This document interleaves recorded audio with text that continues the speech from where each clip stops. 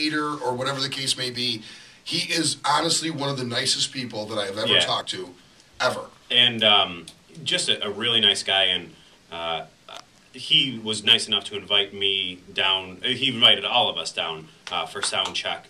Yeah. So, it's going to be a great time Thursday. I sure can't wait. I know you're already trying to decide what sweatpants to wear. I know. I got like 4 or 5 different special pair of Walmart stretchy pants and maybe a new pair of Crocs I might bust out. You should get the little, the pegs that go in the crack holes. You should get a couple of those, some real nice ones. I'm not even familiar with what you're talking about. You know the holes in Crocs? They sell like pegs. So if your feet get wider? Like decorations. Oh, like it's like a peg, but they're decorations. Like I can bedazzle my Crocs? Yeah, like you decorate your Crocs. It's almost like one of those bracelets. You did say Crocs, right? Yes. Okay, I said Crocs. This is a family show. I don't want riches. So now we're going to shift gears because once again at Rapids Theater, we've got. Before we shift gears, there's going to be a bunch of behind-the-scenes footage from the Brett Show that's going to be up later on next week. So if you're at the show and you're wondering what goes on backstage, we're gonna have a whole bunch of footage of that stuff. Yep. We're gonna have footage of you at the sound check and probably the bedazzled Crocs. I'm thinking. Yes, and we do have a winner for our ticket giveaway. All right, we're gonna announce her at the end because right now we're gonna shift gears. Now we're actually shifting gears, and we're joined by Dale Harrison, drummer of the Headstones. How you doing, brother? I'm great. How are you doing? Oh, fantastic! And you're going to be at the Rapids Theater. Ross is here with us. What's up, Dale? Hey, Ross. How you doing? How's it going, buddy? And when is Saturday night? Another great show. We got Bret Michaels Thursday, and then No Rest for the Wicked Saturday night. Dale Harrison, the Headstones, legendary Canadian band, back after a 7 or 8 year hiatus. A lot of excitement. Legendary. Yes, legendary. Absolutely awesome Canadian band. I love your band, bro. Honestly, it's a great band. Thanks, man. Now, this isn't your first visit to the Rapids, Dale. You've played a few times for some of my shows with Derek St. Holmes, the singer for Ted Nugent.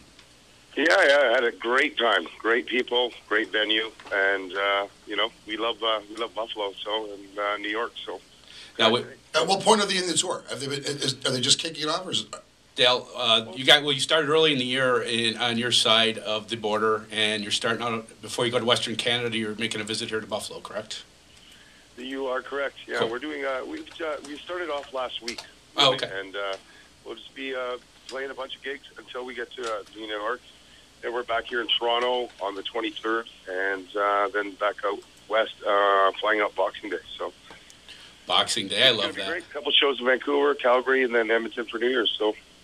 Now, Edmonton for New Year's, that's cool too. That'd be a good time. A lot of excitement. Rocking out there too. A lot of excitement. You guys are notorious for selling out, 2-night gigs here before you took your little break there. Now you got a bigger place and a greater venue to do it. Have you warned the guys what a wonderful venue we have at the Rapids Theater? Are they aware of what they're coming into Saturday? Oh yeah, no, I've let them know how great it is. Cool. And everybody's really stoked about the show. So we're just going to come down and kick some rock and roll ass just before Christmas. Bring a little life to, whatever we can do for our American friends. Now the years in between the tours here, it hasn't mellowed Hugh or you guys out at all. Can we expect the same type of show? Really mellow now. Oh yeah. He's still on, supercharged, and actually better than ever. Cool. And is just as unpredictable. But the thing is he's been sober for 8 years now, so he's really got his perspective things together, and he knows how to bring it every single time. So I think the people are going to be really stoked about how much better the show is, because we're a little bit older, a little bit wiser, and we take it a little bit more seriously now. So. Yeah, people are definitely stoked to catch the Headstones after a couple-year hiatus. And is there any plans for the Headstones to get back into the studio and maybe put some new stuff out too? Yeah, well, we've actually been taking time to sit down and do some more writing too. So we've got about 5 or 6 songs that we've been working on, aside from the new single that we put out just on our website, and been this way for years. I don't know if you guys are familiar with that, but I think the content of lyrical content probably doesn't allow it too much for radio, because it's a perspective piece for sure. But yes, we're definitely going to be recording some new material, and we're just kind of looking for the proper way to put it out. Singles seem to be the way to go these days. You put out an album, and it's kind of a throwaway, so it's throw out a single, put out a video, put it on YouTube. You know, that's kind of how people seem to be doing things. Yeah, it's definitely a different industry. So Saturday night, we've got the Headstones, and Dale's going to be there. And he's promising us it's going to be mellower, I'm guessing. It's a sober show? Or what? You know, I'm almost disappointed in that, my friend. That's it. We're just playing the slow song. Just ballads. This is like a James Taylor concert. And it's going to be great. And this is the only U.S. tour date, right? Pardon me? This is the only date in the U.S. for this tour, correct? For this tour, yes. Yeah. There you go, Buffalo. Yeah, no, I mean, you know, Buffalo and Niagara have been great to us. But, you know, obviously, you know, Ross has done a bunch of stuff with me, and I've sussed that venue out, and it's an awesome place to see a show. So it sounds great, it looks great, and people are awesome. So, you know, as long as we can, it's going to be a good time no matter what. Yeah, the Christmas cheer will be flowing, I'm sure. Yeah. All our Canadian friends will be coming over, and we can have fun with them. And well, you guys know how to do it up down there, so we love coming down. Well, sure, we give you an extra 3 hours in the bar. That's why. That's right. You know, close till 4. All right, my friend. All of us are sober. We're looking forward to seeing you Saturday, and I know tickets are selling really, really fast. I would get on that pretty quick. Yeah, if you're looking for tickets to this show, this is going to be a sold-out show. So get on it now. Dale, thank you so much, and we're going to see you Saturday, brother. Okay, great. Thanks so much for having us. No problem, man. Bye-bye. Take care. Another nice guy. Yeah, and a great band, and it's great to see them get back together, and they're making their only U.S. stop right here in our backyard. You got to love it. Just another example how lucky we are living in a border city, being exposed to bands like that really don't ever get past Ohio. No. And it's funny because I had done some stuff in the 80s where I went to the West Coast, and as soon as you left, really, I mean, once you got an hour into Pennsylvania, they didn't know who Triumph was. They didn't know who, I mean, the Hip or anything like that. I remember going to the Odeon to see the Hip. It would be packed in Cleveland, and then you go to the 9/11 Club in Washington. There'd be 40 people there, and you thought it was heaven. Yeah, because you were getting your own private concert. Your own private show. Yeah, and Ron Hawkins is a good friend of the show. There's a lot of Canadian artists. Yeah, really the True's a big friend of the show. And we're very spoiled with that. Yeah, we are. And we're also very spoiled that we have back-to-back entertainment to bring these kind of shows. Yeah, I agree with you. Yeah, Ross just does a great job. And I've espoused the virtues of you on the show multiple times. I appreciate it. And like I say, the funny thing about you, we grew up together. You're a rock and roller. We tried. Yeah, well, we got this far. Still working. We're still pretty much adolescents. But you've got a keen eye for country, which we'll get into on a different show. Yeah. Normally, right now, we do music news, and I know you have some music news to get to, but I want to talk why I got two musicologists on the show with me. The Hall of Fame induction list came out again. Yeah. And I have notes, and I forgot them. But who needs notes? I have a lot of it committed to memory. I have the list right here. Here's the thing about the Hall of Fame. I really think that the jump the shark moment for the Hall of Fame, I think it was around 2007 when Grandmaster Flash went in. Yeah. And ever since then, it's just kind of been really a joke. How do you guys feel about this? It's hard to say. I mean, there's a lot of schools of thought. I mean, are you putting in people that are integral in the history of music or sold records? I mean, that's where the blurred line comes in. My opinion on the Hall of Fame, though, when you have bands like Kiss and Yes, and another Canadian band, Rush, who's not in there. Alice Cooper, I don't believe, is in there. No. Joan Jett's definitely not in there. Yet you have ABBA, Grandmaster Flash and the Furious Five. This year, the Beastie Boys are going in. Yeah. The Chili Peppers, who I don't have a huge problem with the Beastie Boys. I mean, it's funny because I don't either, really. The thing is, I've had a bigger problem with other selections. Mm-hmm. I actually feel like this year is a stronger class. Guns N' Roses is going in. I think they deserve to be there. The Red Hot Chili Peppers, Beastie Boys, and Small Faces. I think I'm real happy about that. Yeah, I'm happy about that too. Guns N' Roses, I don't know, to be honest with you, if they do belong in there, because the real recording history of that band was only like 9 years, and then it just became a debacle and a joke. Yeah. And one of those albums was all covers.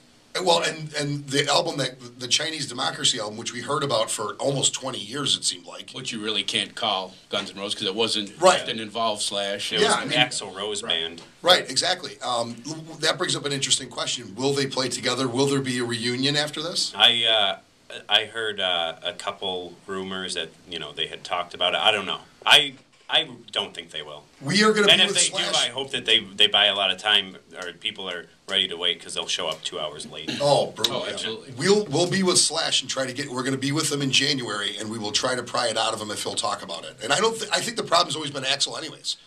Definitely. Depends on how much money he may need at the time. That's what a lot of people are saying, that he likes to spend money. So. Really? So he's that kind of guy? Yeah. No kidding.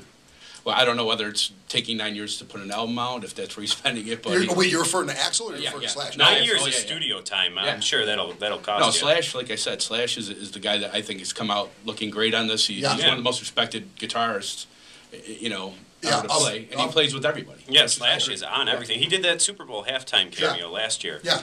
But I mean, he'll do a cameo on TV shows, late night shows. I mean, it's funny he's the guy that came out. He's iconic. Yeah. I mean, he really is. And even when they first came out, you kind of knew when Appetite came out that this guy, if something bad didn't happen to him, he was going to end up being an icon. The whole look of him is just so signature that you knew, the guitar slung low, the top hat, you knew that he was going to be this iconic figure. What I love is, and this is completely off topic, I don't know if you watch Late Night with Conan O'Brien, whenever he pumps a website, he'll pump it across the bottom, and he'll have it written, but wherever there's a slash in the website, instead of like a physical slash, it's just a picture of Slash. And, Slash gets paid rights just for someone to, use his face as a slash in URLs. That's awesome. I know. That's awesome. All right, well, maybe we should turn this into a whole other show. Let's try to cover as much music news as we can. But I'm assuming that both of you guys are okay with this class. Yeah. Other classes might have been more disturbing. I would have liked to see Hart get in, but again, that's another. Kiss belongs in there. Yeah, I'm not a Kiss fan at all, but Kiss belongs in there. Sure. I mean, they absolutely belong in there. Yes. So, and I think Rush does too, and so does Yes, and so does Joan Jett. I think, yeah.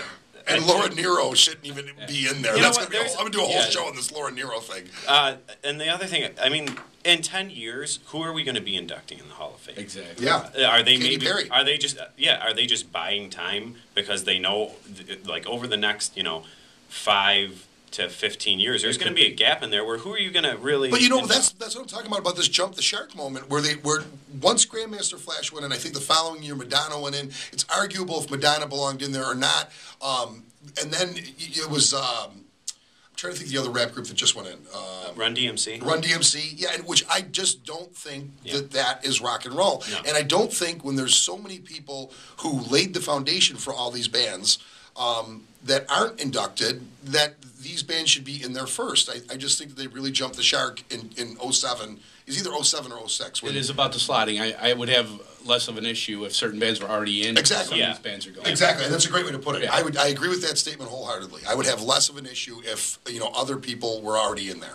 I'm going to be really upset if in 2 years the Dave Matthews Band is not a first ballot Rock and Roll Hall of Famer. I think they definitely will be. I hope. You know what upsets me though? When they inducted Springsteen, and a lot of people don't know this, Springsteen is in there by himself. Yeah, the E Street Band is not in there. Right. He's in there by himself. He brought the E Street Band out, but he went in by himself, and I just think even that's kind of crappy, Yeah.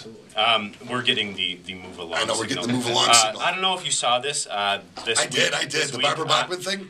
The Michelle Bachman. Or Michelle Bachman. Yeah. Barbara Bachman. Barbara That's Bachman. Ringo's wife. The Roots played, I can't say it on the air, but they played a song.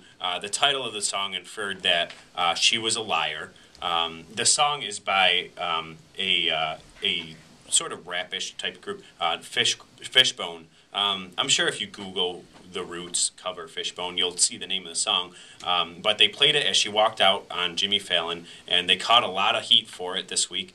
And they now have to, any song that they're going to play when someone walks out, they have to run by like 3 executives on NBC. But they got a lot of heat for it, and they got in a lot of trouble.